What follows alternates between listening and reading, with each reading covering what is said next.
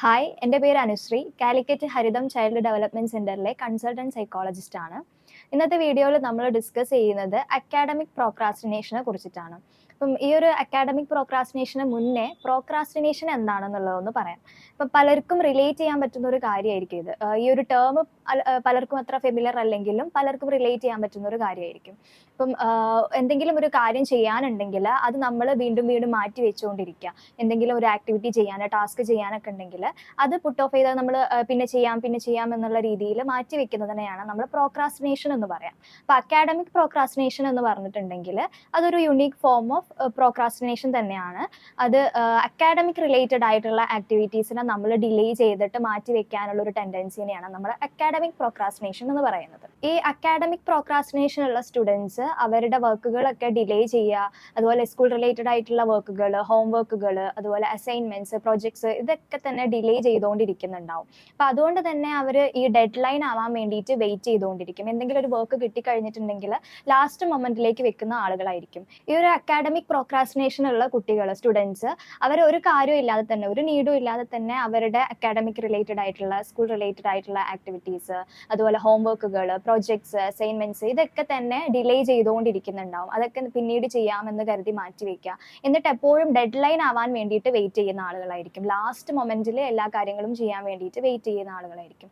ഇത്തരത്തിലുള്ള ഒരു ഡിലേ അവർ കാണിക്കുന്നത് കൊണ്ടൊക്കെ തന്നെ അവർക്ക് എല്ലാ കാര്യത്തിൽ നിന്നും ഒരു സ്ട്രെസ്സും അതുപോലെ ആൻസൈറ്റി കാര്യങ്ങളൊക്കെ ഇതിന്റെ ഭാഗമായിട്ട് ഉണ്ടാവുന്നുണ്ടാവും. ഇവരിങ്ങനെ അക്കാഡമിക് റിലേറ്റഡ് ആയിട്ടുള്ള കാര്യങ്ങൾ ഡിലേ ചെയ്യുന്നത് കാരണം അവർക്ക് സൈക്കോളജിക്കൽ വെൽബീങ്ങിനെ മാത്രമായിരിക്കില്ല അത് എഫക്ട് ചെയ്യുന്നത്, അവരുടെ ഇന്റർപേഴ്സണൽ റിലേഷൻഷിപ്പുകളെയൊക്കെ തന്നെ അത് ബാധിക്കുന്നുണ്ടാവും. ഇത്തരത്തിൽ എല്ലാ കാര്യങ്ങളും, കമ്മിറ്റ്മെന്റ്സ് കാര്യങ്ങളൊക്കെ അവർ ഡിലേ ആക്കുന്ന സമയത്ത് അത് അവരുടെ പേഴ്സണൽ ലൈഫിനെ, കാര്യങ്ങളെയൊക്കെ തന്നെ എഫക്ട് ചെയ്ത് തുടങ്ങുന്നുണ്ടാവും. ഈ ഒരു അക്കാഡമിക് പ്രോക്രാസ്റ്റിനേറ്റേഴ്സിന് അവർ കാണിക്കുന്ന കുറച്ച് ക്യാരക്ടറിസ്റ്റിക്സ് ഉണ്ട്. ഇപ്പം സൈക്കോളജിക്കൽ ബിലീഫ് അബൌട്ട് എബിലിറ്റീസ്, അതുപോലെ ഡിസ്ട്രാക്ഷൻസ്, സോഷ്യൽ ഫാക്ടേഴ്സ്, പിന്നെ personal initiative, laziness, time management, ഇതൊക്കെ ഇതിനെ എഫക്ട് ചെയ്യുന്ന ഫാക്ടേഴ്സ് ആണ്. അപ്പം അതിൽ ഫസ്റ്റത്തെ ഒരു ഫാക്ടർ എന്ന് പറയുമ്പം psychological belief about ability to work under pressure.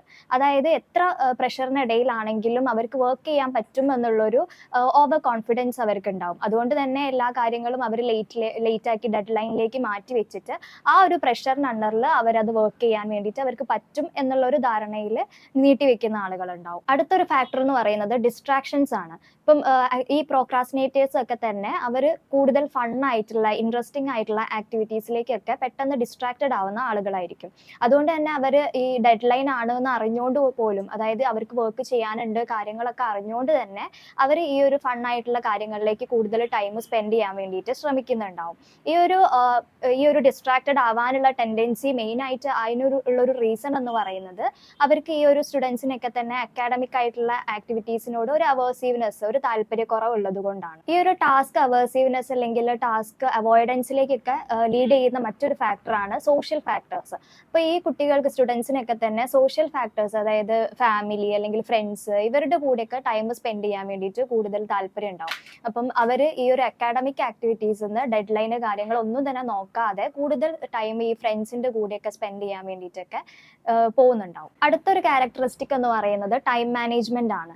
അതായത് ടൈം മാനേജ്മെന്റ് എന്ന് പറഞ്ഞിട്ടുണ്ടെങ്കിൽ നമുക്ക് നമ്മുടെ ആക്ടിവിറ്റീസിനെയും ബിഹേവിയേഴ്സിനെയും ഒക്കെ തന്നെ കൺട്രോൾ ചെയ്തുകൊണ്ട് നമുക്ക് അവൈലബിൾ ആയിട്ടുള്ള ടൈമിനെ മാക്സിമൈസ് ചെയ്തുകൊണ്ട്, നമുക്ക് ആ ഒരു ടൈമിനെ മാക്സിമം യൂട്ടിലൈസ് ചെയ്തുകൊണ്ട് നമുക്ക് വർക്ക് ചെയ്യാനുള്ള എബിലിറ്റിനെയാണ് നമ്മൾ ടൈം മാനേജ്മെന്റ് എബിലിറ്റി എന്ന് പറയാം. അപ്പോൾ ഈ ഒരു എബിലിറ്റി കുറഞ്ഞ ആളുകളാണെന്നുണ്ടെങ്കിൽ അവർ പ്രോക്രാസ്റ്റിനേറ്റ് ചെയ്യാനുള്ള ഒരു സാധ്യത, ടെൻഡൻസി ഒക്കെ കൂടുതലായിരിക്കും. അടുത്തൊരു ഫാക്ടറാണ് പേഴ്സണൽ ഇനീഷ്യേറ്റീവ്. ഇപ്പം ഇനീഷ്യേറ്റീവ് എന്ന് പറഞ്ഞിട്ടുണ്ടെങ്കിൽ എന്തെങ്കിലും ഒരു ആക്ടിവിറ്റി അല്ലെങ്കിൽ ടാസ്ക് നമ്മൾ എനർജറ്റിക്കലി തുടങ്ങാനുള്ള നമ്മുടെ ഒരു റെഡിനെസ്സിനെയാണ് നമ്മൾ ഇനീഷ്യേറ്റീവ് എന്ന് പറയാം. അപ്പോൾ ഈ ഒരു ഇനീഷ്യേറ്റീവ് ഒക്കെ ലാക്ക് ചെയ്യുന്ന കുട്ടികളാണെന്നുണ്ടെങ്കിൽ അവർ ഈ ആക്ടിവിറ്റീസ് ചെയ്യാനും കാര്യങ്ങളൊക്കെ തുടങ്ങി വെക്കാതിരിക്കുകയും അതൊക്കെ പിന്നീട് പോസ്റ്റ്പോൺ ചെയ്യാനൊക്കെ ഉള്ള ഒരു സാധ്യത കൂടുതലാണ്. പിന്നെ ഈ ഒരു പ്രോക്രാസ്റ്റിനേറ്റേഴ്സ് ആവാനുള്ള ഒരു മറ്റൊരു ഫാക്ടറാണ് ഈ ഒരു ഫിയർ ഓഫ് ഫെയിലർ എന്ന് പറയുന്നത്. ഇപ്പം എന്തെങ്കിലും ചെയ്യുമ്പം അതിൽ തോറ്റു പോകും എന്ന് വിചാരിച്ചിട്ട് ആ ഒരു ടാസ്ക് അല്ലെങ്കിൽ ആക്ടിവിറ്റിനെ നമ്മൾ അവോയ്ഡ് ചെയ്യാനുള്ള സാധ്യതയുണ്ട്. അപ്പോൾ ഈ ഒരു ഫിയർ ഓഫ് ഫെയിലർ ഉണ്ടെന്നുണ്ടെങ്കിലും നമ്മൾ ആ ഒരു പ്രോക്രാസ്റ്റിനേഷൻ ടെൻഡൻസി കാണിക്കും. മറ്റൊരു ഫാക്ടറാണ് ലേസിനെസ്. അതായത് നമ്മൾ ഫിസിക്കലി നമ്മൾ ഓക്കെ ആണ്, ഫിസിക്കലി നമ്മൾ ഏബിൾ ആണെന്നുണ്ടെങ്കിൽ പോലും ഈ വർക്കുകൾ കാര്യങ്ങളൊക്കെ നമ്മൾ ഡിലേ ചെയ്യുക, അവോയ്ഡ് ചെയ്യുന്നതിനെയാണ് നമ്മൾ ലേസിനെസ് എന്ന് പറയാം. അപ്പോൾ ഈ ഒരു ലേസി മൂഡുള്ള ആളുകളാണെന്നുണ്ടെങ്കിലും അവർ ഈ കാര്യങ്ങളെയൊക്കെ അവോയ്ഡ് ചെയ്യുന്നുണ്ടാവും.